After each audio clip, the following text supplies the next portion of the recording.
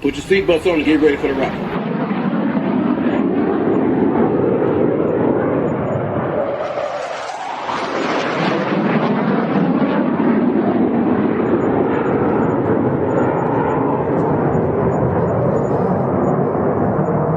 We're the freaking New York Jets, so we're built for this shit.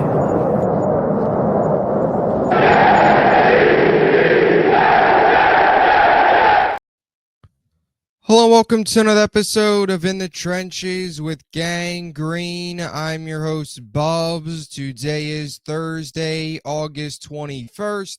Hopefully everybody's having a good day so far today. This is episode 610 of the In the Trenches with Gang Green podcast. I thank you, as always, for joining me. For those tuning in on YouTube, make sure to please like and subscribe. Of course, appreciate all of those tuning in on all the different audio podcast platforms. Training camp wrapped up yesterday out at One Jets Drive, and now tomorrow night under the lights at MetLife Stadium, the New York Jets will close out their 2025 preseason against the Philadelphia Eagles. And today I want to break down what to watch for in this matchup between the Jets and the Eagles, the final tune-up before all the focus shifts to Week 1, Jets, Steelers, and the regular season. So let's dive right into it. Appreciate you all, as always, for tuning in. Obviously, earlier in the week, Aaron Glenn, after practice on Tuesday, mentioned that the New York Jets will be resting their starters, most of their starters. So expect to see a lot of backups, expect to see a lot of depth pieces, some of the young players, and more importantly, a lot of guys fighting for these final spots on this 53-man roster. The game tomorrow, by the way, just to give you the update here, 7:30 Eastern, of course, at MetLife Stadium. For those of you in the local New York area, you can find it on the local New York CBS channel to tune into this one as the Jets close the regular or preseason out and get set for the regular season. But no starters tomorrow. So what I want to do here, as I've done in these previous episodes, break down what to watch for at each position. Without the starters, there still are some things to look for, and that is the depth guys, the young players, guys fighting right for these final roster spots, the last few remaining position battles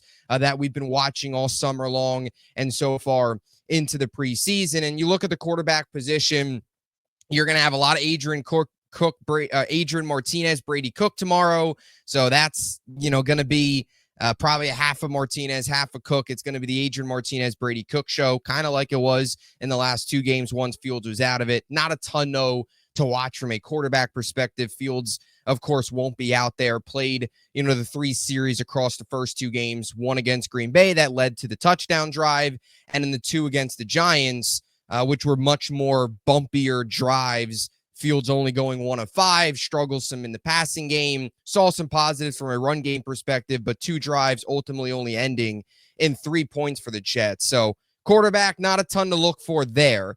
When you look at the running back position tomorrow, I think the big name to keep an eye on, and last week he took a big step back from where he was in Week 1 against the Packers in the preseason, where he went out there and had a massive game, led the team in rush yards, but that is Donovan Edwards.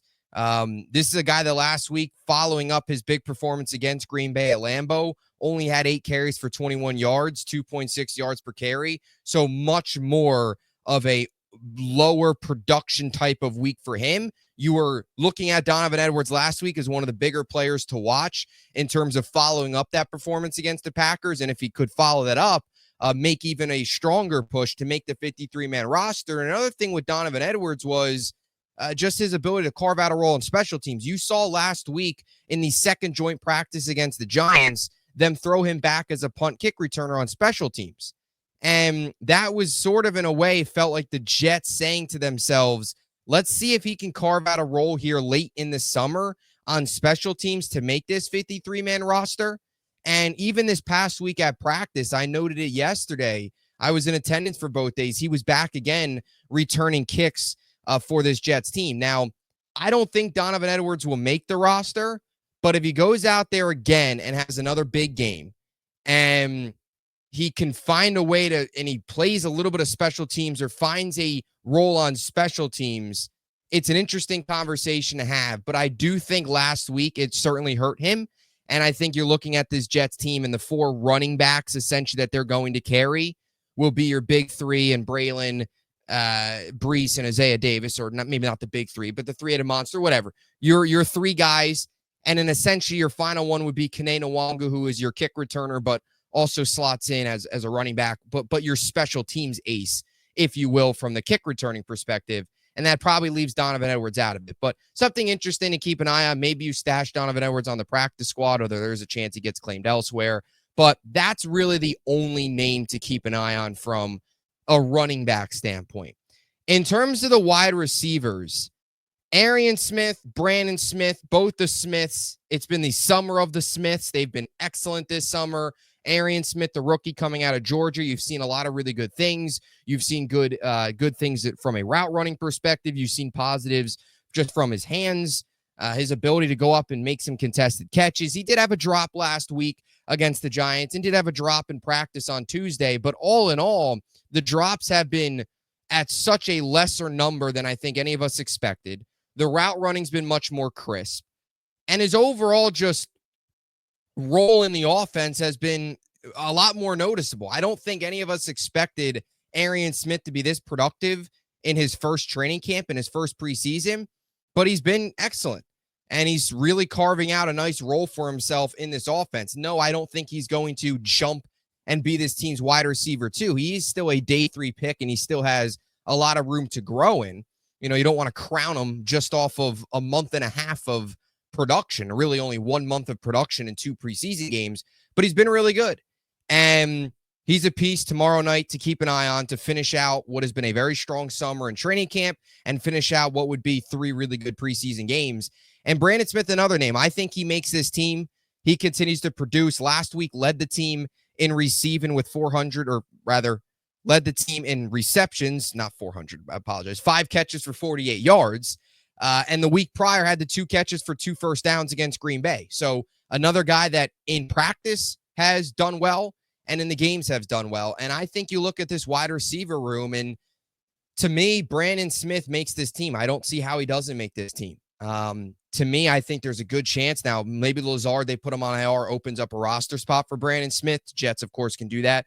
And we'll see how that all ends up playing out. Tuesday is roster cut down day, so only a couple days away from getting this final 53. And, of course, your practice squad. And there's always moves after the fact. But the initial 53, I think Brandon Smith makes this team. And even if Lazard was healthy, I think there's a strong case to be made that he should be over Lazard. I think the 6 receivers, if the Jets carry 6, is Garrett, obviously Tyler Johnson, Josh Reynolds, Arian Smith. Those are your clear-cut number 4.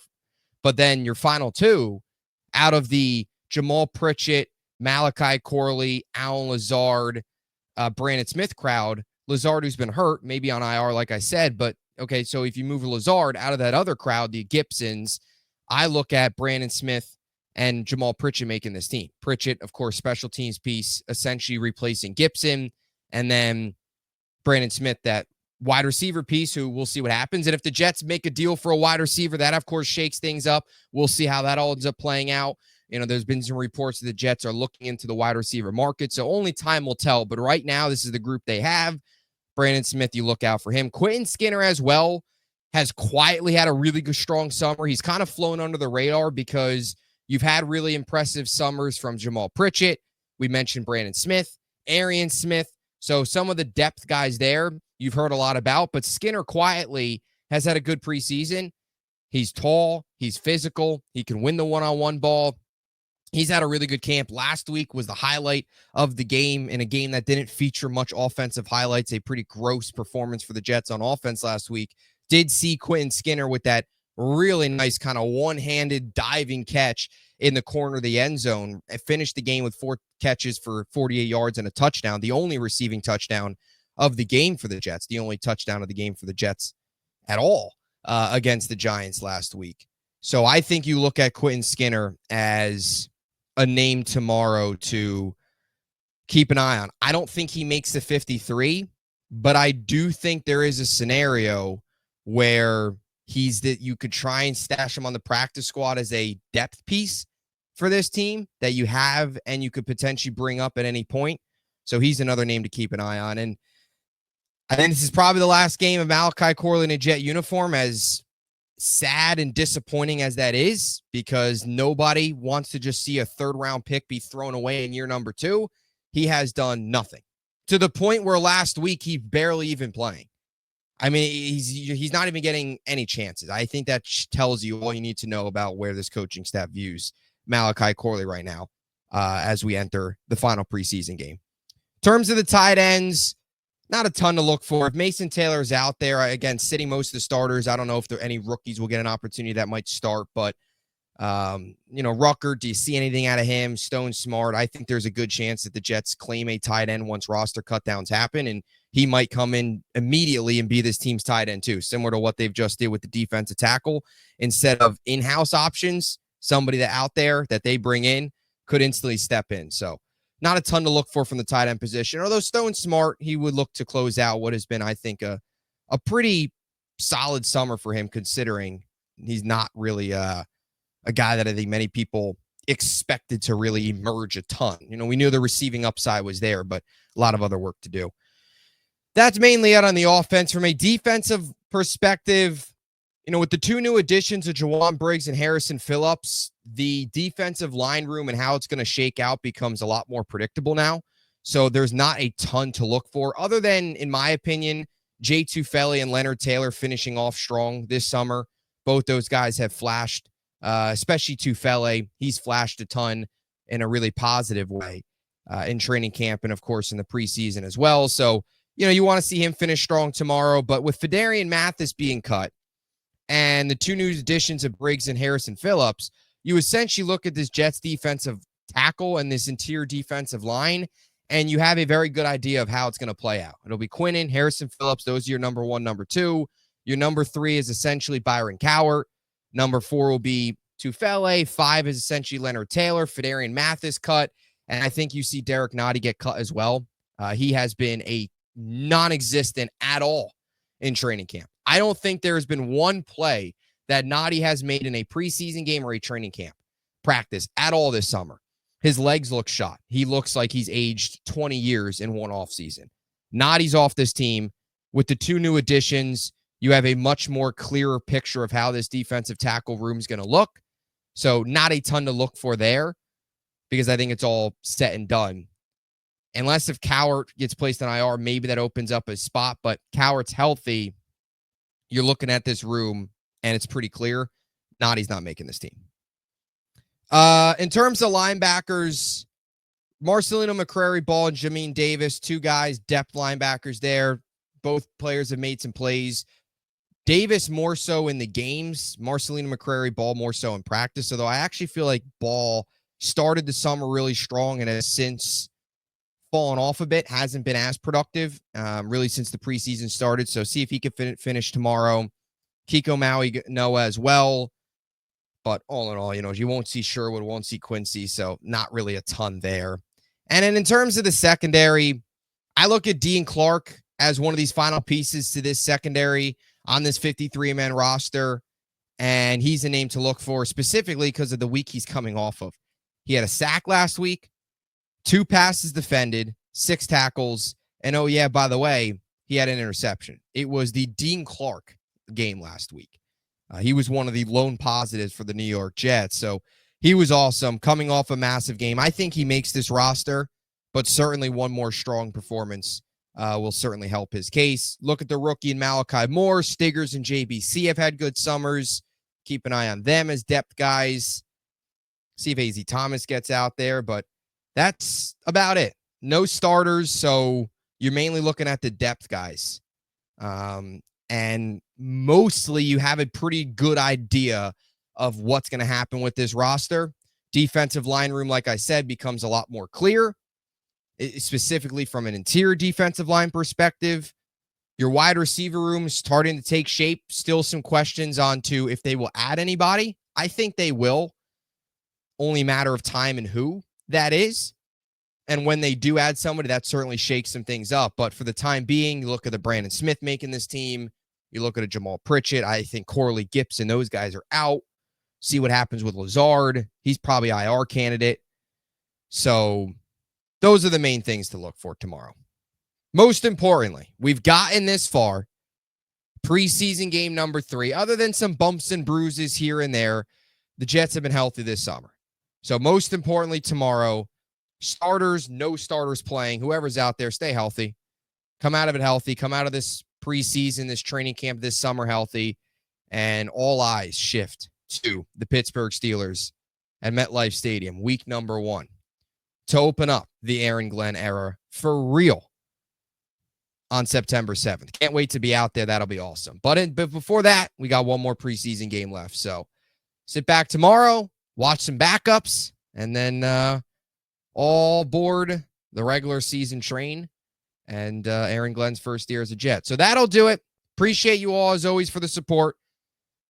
Stay tuned. A lot more content coming your way. Let me know what you think in the comment section down below. What are your thoughts on tomorrow's game? What are players you're looking to watch for, or you're looking forward to watch, rather, and any other Jets takes you got? Let me know down below. Appreciate you all so much. Until next time, Jets, Jets, Jets.